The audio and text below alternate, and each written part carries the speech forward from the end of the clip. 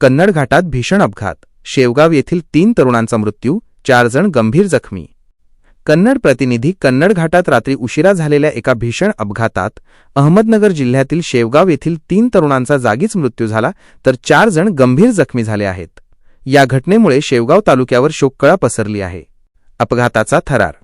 मिळालेल्या माहितीनुसार शेवगाव येथील तरुण प्रवास करत असताना रात्रीच्या सुमारास कन्नड घाटात त्यांच्या वाहनाला अपघात झाला. हा अपघात इतका भीषण होता की वाहनाचा चक्काचूर झाला.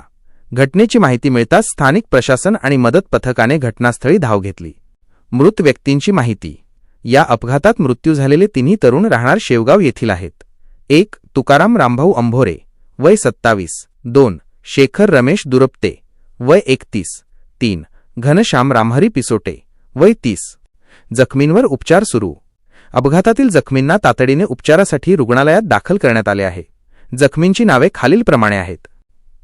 सिव्हिल हॉस्पिटलमध्ये दाखल जखमी सर्व राहणार शेवगाव. योगेश तुकाराम सोनवणे, वय 28. अक्षय शिवाजी गिरे, वय 25. ज्ञानेश्वर कांता मोडे, वय 24. परदेशी हॉस्पिटलमध्ये दाखल जखमी तुषार रमेश घुगे, वय 26, राहणार शेवगाव. शेवगाव परिसरात हळहळ. मयत आणि जखमी सर्व तरुण एकाच गावचे शेवगाव असल्याने परिसरात मोठी हळहळ व्यक्त केली जात आहे.